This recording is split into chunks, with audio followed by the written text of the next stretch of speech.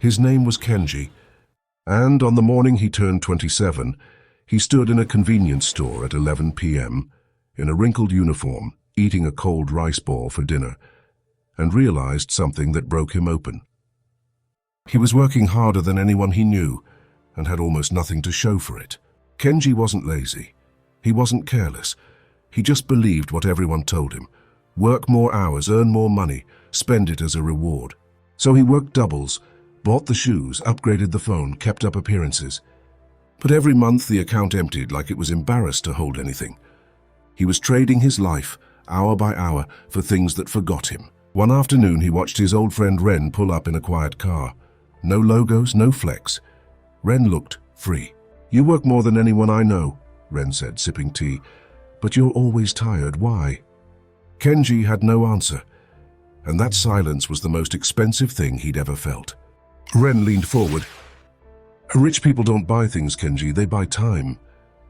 That night, Kenji sat with a notebook and wrote every purchase from the last 3 months. What he found wasn't numbers, it was a confession. He was buying dopamine. He was buying the feeling of progress without doing the work of actually progressing.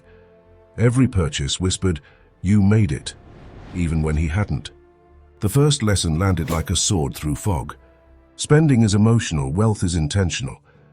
So he stopped performing wealth and started building it, quietly, invisibly, like training in a mountain dojo no one knows about. He automated savings before his hands could intercept the money.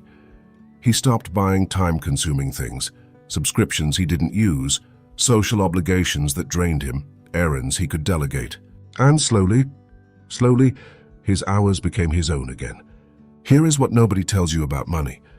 The real currency isn't yen, dollars, or rupees. It's attention, energy, choice.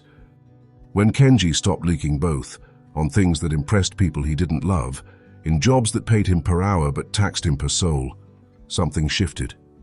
He began investing in skills that compounded, in relationships that opened doors, in sleep, in health, in learning, things that made his future self more powerful than his present self. The rich don't have more money because they earn more. They have more money because they've mastered the invisible economy, the economy of time. 3 years later, Kenji didn't look flashy. He looked dangerous in a quiet way, like someone who had made peace with patience. He had fewer things and infinite mornings. You are Kenji, not the tired version standing under fluorescent lights, wondering where it all went. The version who just woke up. The shift isn't in your salary, it's in your philosophy. Stop buying things that simulate success. Start buying back your time. Protect your energy, build slowly, trust the compounding. Because the greatest wealth isn't in what you own. It's in what you no longer have to trade your life for. The arc doesn't end here, it begins. Subscribe. The next lesson drops soon and it might change everything.